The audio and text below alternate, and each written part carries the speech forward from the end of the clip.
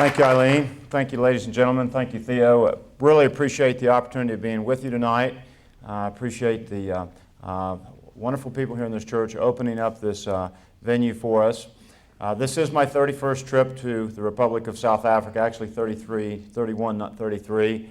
I first came to South Africa in 1976, right after the Soweto riots, and I traveled around this country, and I will unabashedly admit I fell in love with South Africa and South Africans.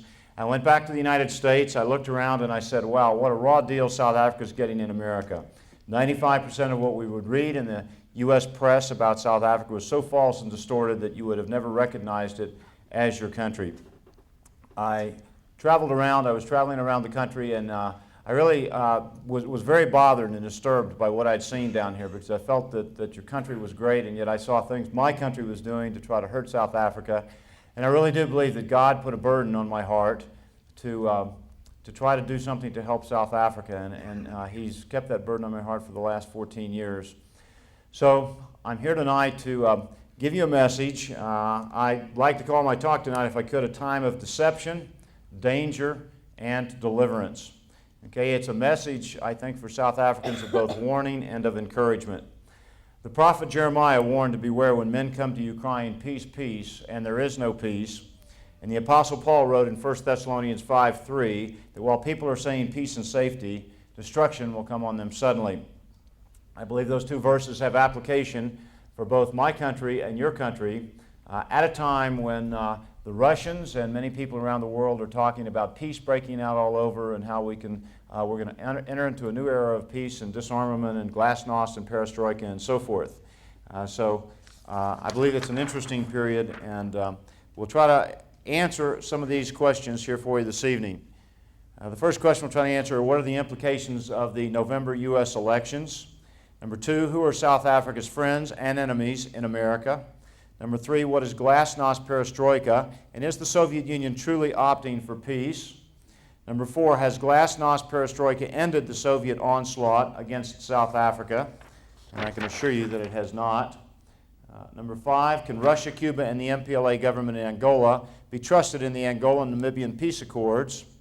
Number six, can the U.S. State Department and the United Nations be trusted in the present peace process? Number seven, are the U.S. and the Soviet Union teaming up to overthrow the Republic of South Africa? And number eight, what can South Africa do to withstand the joint onslaught from the U.S. and from the USSR?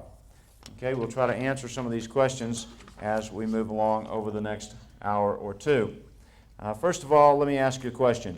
What is truth? This is the question which Pontius Pilate asked Jesus almost 2,000 years ago. Today, truth is a very scarce commodity.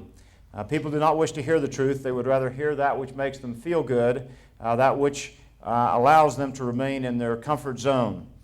Today, the vast majority of the people have great difficulty discerning the true from the false, good from evil, morality from immorality. We live in a day when governments, politicians, monetary authorities, and the media consistently lie to the people, and the people are by and large indifferent to those lies, even if they are vaguely aware that they're being deceived. Webster's dictionary defines truth as that which is in agreement with reality, the eternal principle of right, or the natural law of order, fidelity, constancy, agreement with a standard or rule or accuracy. In an era when moral and spiritual values around the Western world are in decline today, when the financial system is headed for a crack-up, when a health crisis such as the AIDS epidemic is emerging and freedom is under attack virtually everywhere, it is essential that those who wish to survive discern the true from the false in the areas of finance, politics, moral, spiritual, and even health matters, and in the battle for freedom, which we believe is raging all over the world today.